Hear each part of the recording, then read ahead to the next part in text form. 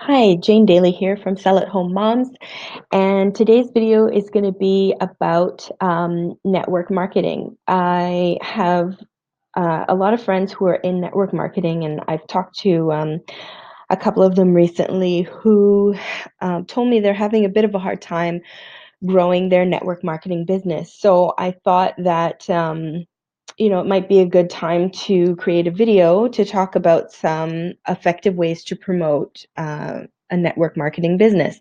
Now, these suggestions are actually good for any business, really, but I wanted to put the focus on network marketing today, specifically to help out those that are maybe having a hard time growing their network marketing business as well.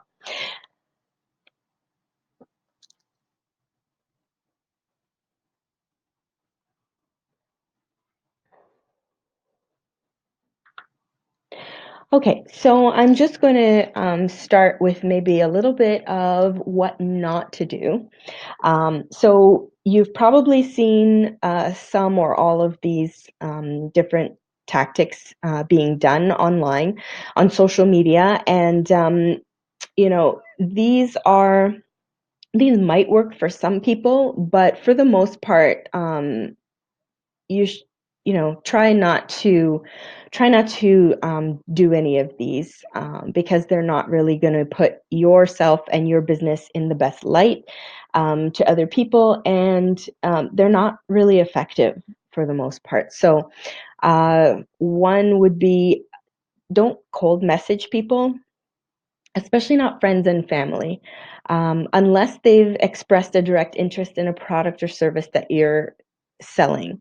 So maybe if you've seen in a group that someone's asking specifically about a specific product that is a product that you sell, then maybe sure you can reach out to them. But for the most part, if the person hasn't shown any interest to you whatsoever, or shown any interest on social media or wherever you first saw them in your product or service, then they're just going to be annoyed by your message and ignore it. So it's not really the best way to try and get people into your network for your business. So um, don't create your messaging to look like spam is another one. So spam is literally just any unsolicited or unwanted message. That's all it is. So a lot of people write their message to talk specifically about the product and, hey, come buy this product. And there's no, they're not providing any value or any other reason for a person that a person would want to pay more attention to them and to their message. So that gives other people the impression that your message is just spam. So that's something you definitely don't want, because you want to be able to craft a message that will entice people to look more into you and what you do and the business that you're representing and the products that you're selling, and not to just dismiss them off the bat because your message is turning them off. So on that note, don't spam groups either. So I know a lot of people join different groups to try and specifically market their product, which is a great idea.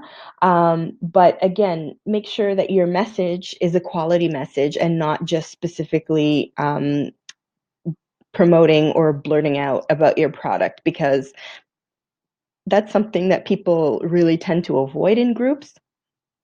They don't go to groups to be sold to. They don't join groups to be sold to. So, that's not really how you want people, or the impression you want to give people about yourself and your business either. So it's just all around not really a great idea to just sort of, I call it the drop and run. You drop your post in a group and then you disappear and you don't participate or engage in the group, participate in discussions, provide any information, offer any value, nothing. So people tend to ignore those that just pop in to do the drop and run. And it's also not going to be a very effective marketing method for you. Um, Don't spam your Facebook feed or other social media accounts. I know a lot of people like to, actually network and add other people to their Facebook, for example, to their Facebook page or their personal profile rather. So and add them to their friends list. So that's fine and great.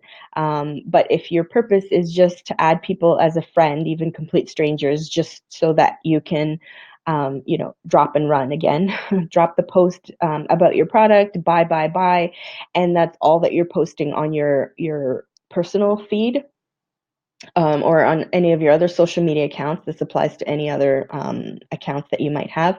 Then you're really not doing yourself any favors, because it's very simple for people to just get annoyed by the continuous posting and or product posting, and just unfriend you or unfollow you. So and this is also another method that kind of makes people wary of you and not really want to engage with you on your posts and things like that. So also not a great idea for your business for the long term. Another one that I've seen, don't only talk about the product that you're selling or the company you're with. So back to the drop and run, that's exactly what I mean. So you should try and use the 80-20 rule instead. There's an 80-20 rule for social media marketing that I'm going to get into a little bit later in this video, and I'll explain to you exactly what that is. But essentially, if all you do is talk about the product that you sell, or the products that you sell, or the company that you're with, and how great it is, that's not convincing anybody. That's not, people will just regard it again as spam, and it's not going to attract anyone to you or to your product. So uh, you're doing yourself really a disservice if that's the only thing that you do in terms of marketing for your business. So I'll get into the 80-20 rule again further down in the video. So my first point is identify your target market. This is really critical. So like any other business, it's really key to identify exactly who it is that you want to serve and that you want to sell to. You can't sell to everyone. I know that a lot of people, when they first get started in business, myself included, um, they think, oh, everyone needs, cleaning supplies, or everyone needs marketing services, so I'm selling to everybody. But your offer won't appeal to everyone realistically. So you shouldn't have that mentality and have that in your mind.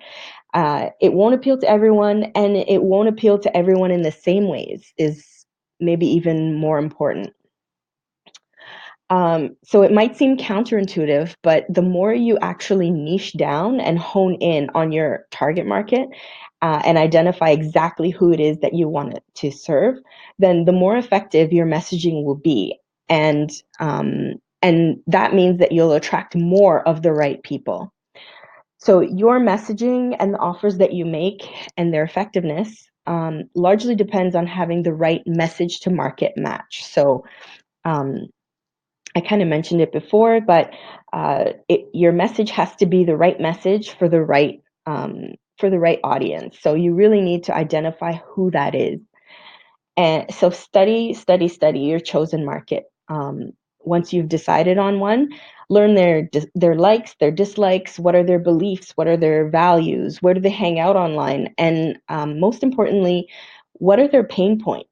So if you can identify something that your target market struggles with and relate it somehow to a product or a service that you are selling, then that right there is gold, because you can actually solve a problem for them. You and your solution, your product that you're selling, are the solution to their problem.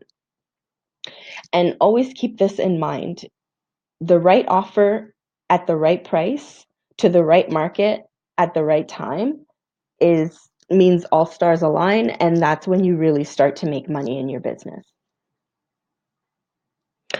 So, two, separate your offers. So, most network marketing companies actually have 2 or more offers. Usually from the ones that I've seen, they have many offers actually, but you can't market everything at the same time. Not everyone who cares about cleaning supplies, for example, likes or cares about makeup. It's just not the same thing. And you can't have your messaging be the same to people who care about those two different things, very different things. So again, back to the message to market match, you need to create a different message for your different offers. So if you decide you're going to focus on promoting your cleaning supplies from your company, then you make your messaging all around that.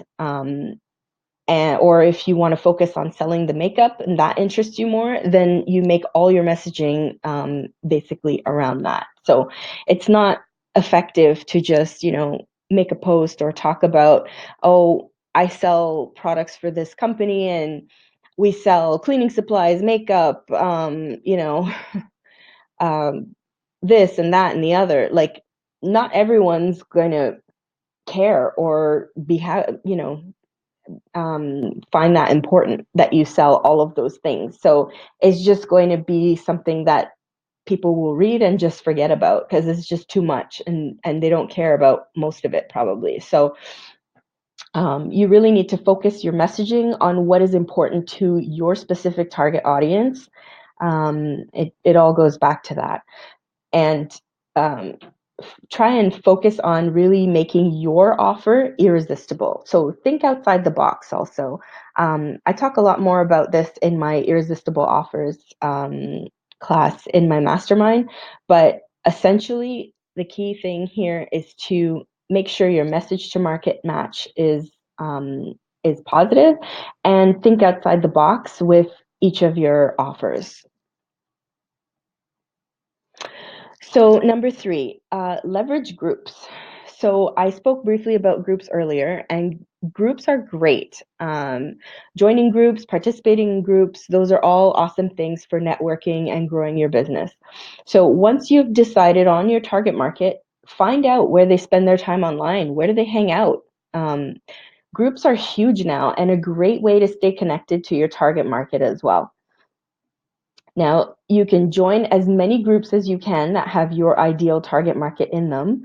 But what I would like to mention that you should maybe consider if you haven't already is to start your own group. So, owning your own group is way better than joining an existing group. So, there are tons of reasons why, but basically, it's because you can control the messaging. You control the messaging in your own group, you control the vibe of the group. So, um, these aren't things that you can do in a group that's owned by other people.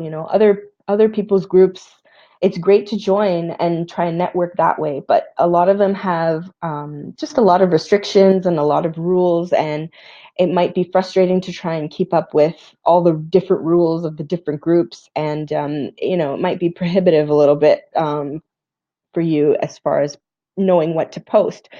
Some groups also review the posts before they approve them. So it's also frustrating to, make posts in different groups and realize that some of them haven't even posted and things like that. So owning your own group is always going to be better than joining an existing group.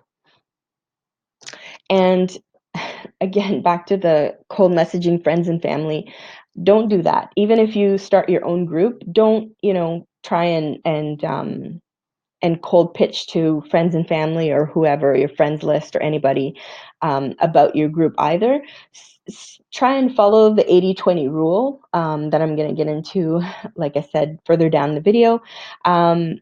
Create an image with your group information and the group link, and you can save that as your cover photo on your Facebook profile, for example. So that's a nice passive way to attract people who will actually be interested in joining your group. So as you post on your timeline or as you post in other groups that you're participating in, then those who are interested in what you're saying will look you up. They'll check out your profile and see what you have as your profile pic and your cover photo. So they'll see that you have your own group, and they'll request to join. So this is a key example of attraction marketing. And those are really the people that you want to have in your group. I know in the beginning it's all about numbers, and you want to grow your numbers as much as possible, but ultimately it's best to have people in your group that are going to want to be there and that are going to engage. So number 4, model what works. So what I mean by that is just there are a lot of people who are successful in network marketing. So who are they? Who are those people that are the most successful in your company or in the industry in general? Who are they selling to? How have they grown their audiences? What marketing strategies are they using, or what tools are they using in their business? And most importantly, what value are they providing to their audience? So what are their offers? What's their messaging? So these are all really, really important. And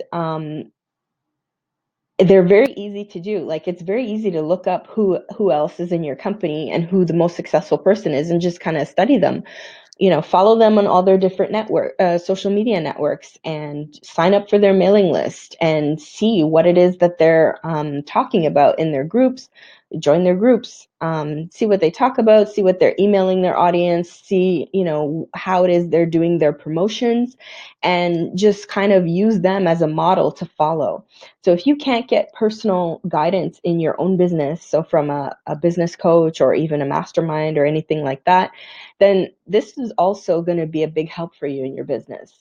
And there's a saying that goes, success leaves clues, and there's a reason for that. I mean, it's obvious, and it's easy for people to see who the successful people are and what it is that they're doing. So just try and study those people, study their methods, study what works for them, put your own spin on it, and leave out what doesn't feel good for you or what you don't want to do, and try and just model what is working so that you can move your success in that direction too. So number 5, offer value first. So here is the 80-20 rule for social media. So 80% of your content should be informative, helpful, fun or funny, relatable, and humanizing. And what I mean by humanizing is just more personal type of posts, so that people can really get to know you as a person, and not just you as a sales rep for a specific company. So that will also attract people to you more, because they can relate to you more, and it'll make you look like more like an actual person. That's why they call it humanizing. It'll make you look more human.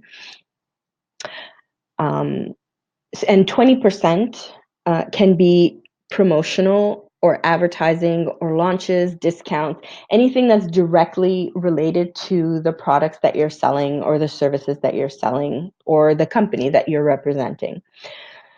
So the reason for that is simple. Is basically back to what I was talking about earlier about people feeling like there's a lot of spam online.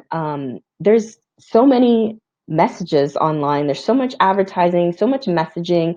There's so much for people to have to sift through. So if you want to really stand out and get people to notice you, ironically, it's not by constantly talking about the company that you work for. It's by attracting people and making them want to hear what you have to say, just by the depth of and breadth of topics that you are able to talk about, and make them informative. Maybe they'll learn something from you, or they find you funny or relatable, and they can relate to you on a personal level. So things like that. Those are the things that are going to keep your audience wanting to continue to hear more from you, and actually perk their interest, and have them start following you or join your group, or pay attention to your messaging. So Some examples for you of informative content would be teaching about the product, for example. So let's say there's a specific product that you think is really has helped you and your health and your family's health because it's maybe non-toxic and made with all organic and natural ingredients. Then maybe you would just teach about the benefits of specific ingredients in your cleaning products that you buy or that are available on the market or something like that. You can teach about topics in the same industry as that you're in, and even health topics and things like that. So helpful posts or helpful content would be, can be tips, training, Q&A sessions, maybe some quick stats or a tutorial, even anything that would help your target market with something. So some examples of fun or funny content would be just quotes, memes, games, maybe some funny experiences you've had, anything like that. And humanizing content would include any personal posts about yourself, your family, any experiences that you have been through recently that you'd like to share with your audience. That might be interesting, and likes, dislikes, maybe that they could relate to, anything like that. And this also applies to other people's groups too. So it's super important to offer value always. Craft your messaging so people want to hear more from you. That's the key takeaway from this. Okay, so I couldn't just stop at 5. I think the next couple of points are also super important. So I went ahead and added them. So number 6 is create and grow your email list. So this is advice that is super important for all businesses. An email list is the only traffic that you own online. Now, you'll probably hear me talking a lot about email lists, but that's why it's the only means of communication that you have with your audience that you can control. So what I mean by that is just that, Facebook's algorithms are changing all the time. People used to have all their posts show up to, all their friends, and they wouldn't have to wonder about who has seen what they've posted. It's not like that anymore. So there's so much, there's so many limitations and algorithms at play that factor into who gets to see your message.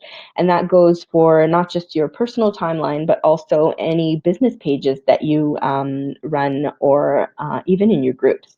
So pages used to be the big thing on Facebook, but now the visibility on pages has gone way down because they've shifted the algorithm to focus on group content. And they've also focused on on boosted posts and trying to get businesses to boost their posts if they want their posts on their Facebook pages to even be seen.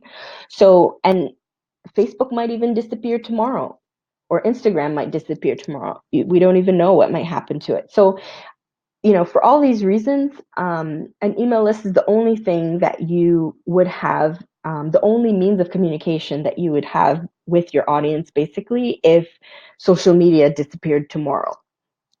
So it's super, super important. Now, the best way to grow your list is through attraction marketing. You've probably heard me talk a lot about that too, and it's because it works. It's effective. So one way to do it is to offer something up front, so like a freebie of some sort, in exchange for a person's email list, so a person in your target market's email list. So just some examples of that would be maybe an ebook that you put together, an infographic, a checklist, worksheet. You can do a challenge or offer samples of free product or anything like that. So those are all things, depending what you put in them, that might be seen as very valuable for your target market and that you can leverage in order to get their email. So just try and take a few minutes even to brainstorm any potential offers that you can offer to your target market as freebies for this purpose. And number 7, leverage technology. So It's great to network online and in person and do one-on-one, have one-on-one communications. But realistically, if you really want to grow your business, that's going to take you a really long time. We only have so many hours in the day, and a lot of people get involved in network marketing because of the attraction of the flexibility, and they can work on it whenever they have the time. So if you want to maximize your time and not only rely on one-on-one communications, then leveraging technology is a great way to do that. So um, first of all, you should get an autoresponder to store all your emails in that you're going to be receiving from your freebies that I talked about in point number 6. And you'll also be able to continue communicating with those people, continue providing value, and communicating with that list. So other tools that you can use in your business are landing pages, which you would use to position your freebies and offer those freebies. Um, Graphic tools like Canva to create graphics for your social media posts. I use Canva pretty much every day for something. It's an incredible tool, and it's free. So that's also a bonus. And then there are also sales funnels that you can use to sell your offers and really maximize your time and reach more people. So, there are other things obviously that could be added to this list, but like leveraging Facebook ads and things like that. But I think these are some of the more important ones that you should be using for your business. So sales funnels, I actually have another video training on what a sales funnel is, and another video training on specifically on using sales funnels for a network marketing business and how you would go about doing that. So once I get those videos up, I'm going to put the links to those videos in the comments, and anyway, they'll be on the YouTube channel as well, so you can have a look for them there. So if you have any questions, or want to talk more about different ideas for marketing your network marketing business, then you can definitely hit me up in the comments. Just ask me whatever you need, and I'll reply. I'll be happy to reply to you. Or you can also, if you're in network marketing, you can join my free Facebook group, Sell at Home Moms. It's for any moms or that have their own business, and I try and provide helpful information like this, and just lifestyle and business topics that we talk about in there. And the link for that group will also be in the comments. So I hope you enjoyed this video. If you did, then be sure to like it, and I'd love it for you to subscribe to my channel also if you want to have access or continue seeing videos like this that can help you in your business. So take care, and I'll see you in the next video.